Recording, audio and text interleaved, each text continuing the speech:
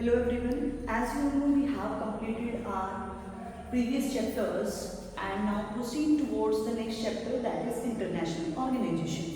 अब यहाँ पर बहुत बच्चों की क्वेरीज आती हैं कि यूनाइटेड नेशन समझ में नहीं आता है and we are just cramming this topic, तो मेक इट इजी।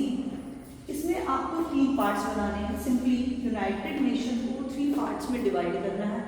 इवोल्यूशन की किस तरीके से इवोल्व हुआ, किस तरीके से हमारे सामने आया है, यूनाइटेड नेशन एक्चुअल में बनी कैसे है, उसके बाद इसके ऑब्जेक्टिव बनाई क्यों गई है, क्या फंक्शनिंग करेगी, क्या काम करेगी, और उसके बाद किस स्ट्रक्चर में काम करेगी, कौन कौन से डिपार्टमेंट्स होंगे यूनाइटेड नेशन के। इन 3 पार्ट्स में अगर ह्यूमन को पढ़ोगे तो there is no need to cram the things. अब इवोल्यूशन की बात करें तो पहले सबसे आपको पता होना चाहिए इट्स एन इंटरनेशनल ऑर्गेनाइजेशन। ये नेशनल ऑर्गेनाइजेशन पढ़ रहे थे जब हम EU पढ़ा, आसियान पढ़ा, ब्रिक्स पढ़ा, सार्क पढ़ा, अब पढ़ रहे हैं इंटरनेशनल ऑर्गेनाइजेशन के बारे में। It's not an national organisation. अब यूनाइटेड नेशन ऐसा तो नहीं है कि एकदम से हमारे सामने आई हो, तो कोई तो इसकी हिस्ट्री रही होगी। तो सबसे पहले हम जानते हैं कि कोई ऑर्गेनाइजेशन कैसे बनी। तो इसकी इवोल्यूशन के पार्ट की अगर बात करें तो आफ्टर फर्स्ट वर्ल्ड वॉर, पहली वर्ल्ड वॉर के बाद की बात है। After first world war countries decide करती हैं कि किस तरीके से हम चीज़ों को मैनेज करें, किस तरीके से। सिंपली ये क्यों बनाई गई थी कि हम वॉर से प्रिवेंट कर सके अपनी स्टेट्स को, अपनी कंट्रीज को। तो फर्स्ट वर्ल्ड वॉर के बाद कंट्रीज डिसाइड करती हैं कि एक ऐसी ऑर्गेनाइजेशन हो जो हमें कोऑपरेशन में हेल्प करे और पीस को मेंटेन रखने में हेल्प करे। तो लीग ऑफ नेशन बनाई गई। अब लीग ऑफ नेशन बनाई गई कि किसी भी तरीके से वॉर ना हो हमारी कंट्रीज में, हमारे पूरे वर्ल्ड में। बट ऐसा नहीं हो पाया कि फर्स्ट वर्ल्ड वॉर जो है उसके बाद बनाई गई ये ऑर्गेनाइजेशन जो स्पेशली बनाई गई थी कि वॉर ना हो कंट्री में, लेकिन फिर भी वो वॉर को नहीं रोक पाई और सेकेंड वर्ल्ड वॉर हो जाती है। अब जैसे सेकेंड वर्ल्ड वॉर होती है तो सबको लगता है कि हमें कुछ रिक्वायर्ड है, समथिंग मोर, कि हम जो है प्रिवेंट कर सकें अपनी कंट्रीज को वॉर से। तो लीग ऑफ नेशन का एक सक्सेसर बनाया गया एज अ यूएन, और यूएन फॉर्म की गई इन 1945 जैसे ही सेकेंड वर्ल्ड वॉर खत्म होती है।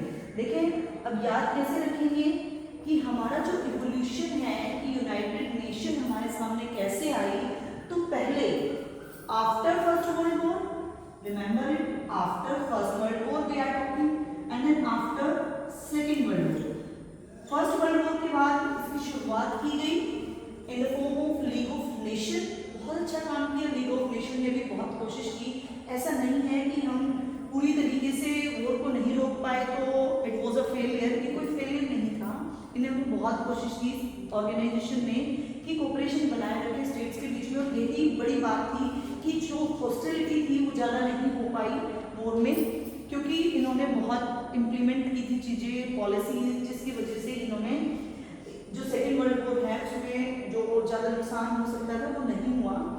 बट फिर भी इसमें कुछ रिक्वायरमेंट थी कि हम वॉर ना होने दें इन फ्यूचर। तो उसके बाद इसके लिए सक्सेसर बनाया गया। जैसे ही सेकेंड वर्ल्ड वॉर खत्म होती है, फर्स्ट वर्ल्ड वॉर खत्म होते ही लीग ऑफ नेशन आई, and after second world war 1945 में countries formed the United Nation with the signing of charter, United Nation Charter, जो कितनी कंट्रीज ने साइन किया था एट दैट टाइम, 51 कंट्रीज ने यूनाइटेड नेशन चार्टर को साइन करते हुए बाय 51 कंट्रीज यूएन फॉर्म की गई इन 1945। ये है इसकी हिस्ट्री कि किस तरीके से इसको बनाया गया। आफ्टर दिस हम क्या पढ़ते हैं, कोई भी ऑर्गेनाइजेशन होती है उसके ऑब्जेक्टिव तो होते हैं। इट्स ऑब्वियस, जब कोई ऑर्गेनाइजेशन बनाई जाती है तो किसी न किसी पर्पस के लिए बनाई जाती है। हम कुछ अचीव करना चाहते हैं थ्रू दिस ऑर्गेनाइजेशन। तो इसके ऑब्जेक्टिव मेनली क्या थे कि कंफ्लिक्ट्स को रिजॉल्व करा सके, किसी भी कंट्रीज के बीच में कोई कंफ्लिक्ट ना रहे, किसी भी तरह की लड़ाई झगड़ा ना हो, कोऑपरेशन को मेंटेन कर सके, कोऑपरेट करे एक दूसरी कंट्रीज के साथ। अगर इन एनी केस वॉर हो भी जाती है, कोई लड़ाई हो जाती है, कोई कंफ्लिक्ट हो जाता है, इन दैट केस हॉस्टिलिटी ना हो, लड़ाई में बहुत ज़्यादा नुकसान ना हो, तो उसका ध्यान रखती ये ऑर्गेनाइजेशन, ये इसका ऑब्जेक्टिव था। सोशो इकोनॉमिक डेवलपमेंट पे काम करती है, कल्चरल डेवलपमेंट पे काम करती है कि समाज में एक आर्थिक और सामाजिक जो विकास है, डेवलपमेंट है, सोशो इकोनॉमिक रुकनी नहीं चाहिए, डेवलपमेंट कंटिन्यू चलनी चाहिए। This are main objective of the united nation, जो कि अगर हम नॉर्मली देखें तो ऑलमोस्ट सभी ऑर्गेनाइजेशन के ऑब्जेक्टिव होते हैं, डिपेंड्स ऑन द ऑर्गेनाइजेशन कि किस चीज़ के लिए बनाई गई है। तो ये ऑर्गेनाइजेशन है जो यूनाइटेड नेशन है, किसके लिए बनाई गई थी? मेनली वॉर को प्रिवेंट करने के लिए, तो उसके लिए बनाई गई थी। तो ऑब्जेक्टिव व्यूज इससे रिलेटेड होंगे कि कंफ्लिक्ट्स को कम कर सके, लड़ाई झगड़े को सुलझा सके, कॉपरेशन मेंटेन कर सके, पीस को मेंटेन कर सके, सिक्योरिटी की फीलिंग ला सके, हॉस्टिलिटी को कम करे लड़ाई में, यानी कि अगर लड़ाई हो जाती है सोशल इकोनॉमिक डेवलपमेंट पे फोकस करें कंट्रीज पे।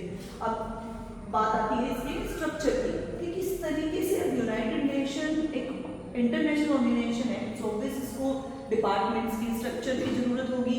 तो किस तरीके से काम करेगी इन ऑब्जेक्टिव्स को अचीव कर पाए, तो उसके लिए यूनाइटेड नेशन ने क्या किया, 6 में अपने डिपार्टमेंट स्ट्रक्चर बनाया। देखो सिक्योरिटी काउंसिल, इन्होंने एक अलग डिपार्टमेंट बनाया सिक्योरिटी काउंसिल, जिसमें 5 परमानेंट मेंबर्स और 10 नॉन परमानेंट मेंबर्स को रखा।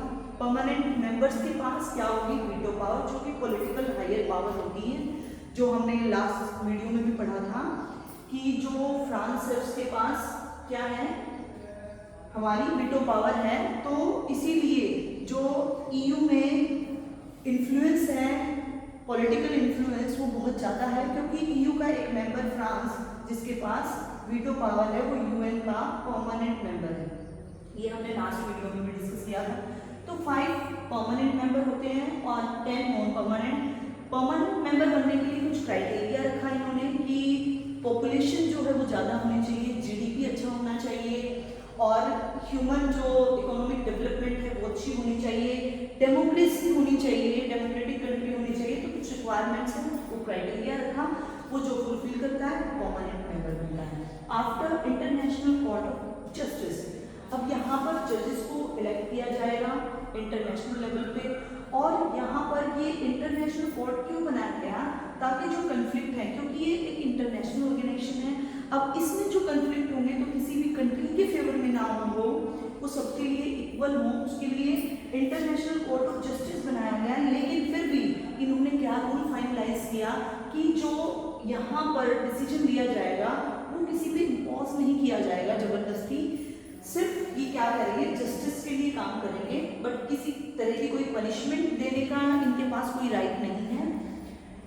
ट्रस्टशिप काउंसिल बनाई ताकि जो सारी मेंबर कंट्रीज हैं 193, इनके बीच में एक ट्रस्ट बिल्ड हो सके और एक जो कोऑपरेशन और फ्रेंडली फीलिंग है वो रहे इनके बीच में। जनरल सेक्रेटरी बनाया जाता है जो कि पब्लिक फिगर होता है। एंटोनिया जो अब है वो हमारे करंट जो है जनरल हैं यूएन के। इकोनॉमिक सोशल काउंसिल बनाई गई ताकि सभी कंट्री हैं जो मेंबर्स हैं यूएन का, इनकी डेवलपमेंट पे, इकोनॉमिक और सोशल डेवलपमेंट पे फोकस किया जा सके, उसके लिए पॉलिसीज बनाएगी, वो सारा काम ये वाला डिपार्टमेंट देखेगा।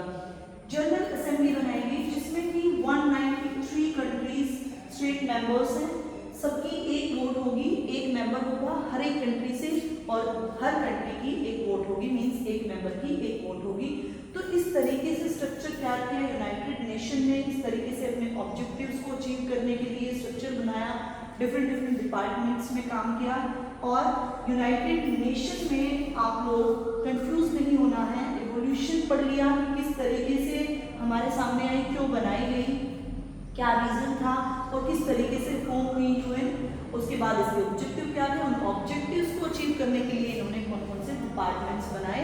फोकस करो किस तरीके से आप अभी 12th क्लास में हो, अब आप 12th क्लास में 6 सब्जेक्ट्स को कैसे पढ़ोगे, उन ऑब्जेक्टिव्स को कि आपको कितने परसेंटेज लेनी है उनको कैसे अचीव करोगे, उसके लिए आप अलग से टाइम टेबल बनाते हो। तो इन्होंने भी अपना क्या किया, एक स्ट्रक्चर तैयार किया टू अचीव दीज ऑब्जेक्टिव्स।